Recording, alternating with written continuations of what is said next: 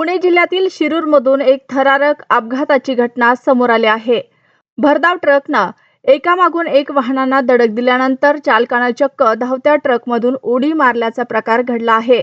चालकानं उडी मारल्यानंतर अनियंत्रित झालेला ट्रक थेट एका घरावर जाऊन आदळला। सुदैवानं या भीषण घटनेत मोठी जीवितहानी टळली आहे।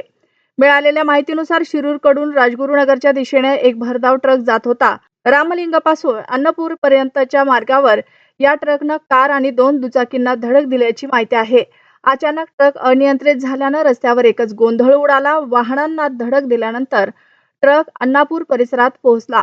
याच वेळी चालकानं अचानक चालू ट्रकमधून उडी मारली। चालकानं उडी मारताच ट्रकवरील नियंत्रण पूर्णपणे सुटलं आणि ट्रक सुसाट वेगानं पुढे जाऊ लागला। काही क्षणातच अनियंत्रित ट्रक थेट एका स्थानिक नागरिकाच्या घरावर जाऊन आदळला। ट्रक घरावर आदळताच परिसरात मोठी खळबळ उडाली। आवाज ऐकून स्थानिक नागरिक घटनास्थळी जमा झाले। या घटनेनंतर पोलिसांना माहिती देण्यात आली। पोलीस घटनास्थळी दाखल झाले आणि रस्त्यावरील वाहतूक सुरळीत करण्याचं काम सुरू केलं। या अपघातात नेमकं किती जण जखमी झाले याबाबतची माहिती अद्याप स्पष्ट झालेली नाही। मात्र प्राथमिक माहितीनुसार मोठी जीवितहानी टळली आहे। विशेष म्हणजे चालकाने वेळीच ट्रकमधून उडी मारल्यानं त्याचा जीव वाचला। मात्र त्यानंतर अनियंत्रित झालेल्या ट्रकमुळे घराचं मोठं नुकसान झालं।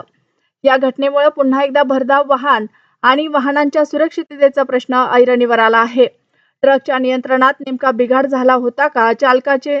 चालकाने अचानक उडी का मारली आणि अपघाताचं नेमकं कारण काय याचा तपास आता पोलिसांकडून केला जात आहे। दरम्यान पुण्यातील सिंहगड रस्त्यावरही यापूर्वी एक भीषण अपघात झाला होता। बसमधून खाली पडलेल्या 25 वर्षीय कंचन नावाच्या तरुणीचा शाळेच्या बस खाली येऊन दुर्दैवी मृत्यू झाला होता। या घटनेनंतर पुण्यातील वाहतूक व्यवस्था आणि रस्त्यावरील सुरक्षेचा मुद्दा चर्चेत आला होता। शिरूरमधील या ताज्या घटनेत मात्र सुदैवानं मोठा अनर्थ टळला। काही सेकंदाचा हा थरार अनेकांच्या काळजाचा ठोका चुकवणारा ठरला। आता या अपघातामागचं नेमकं कारण तपासानंतरच स्पष्ट होणार आहे।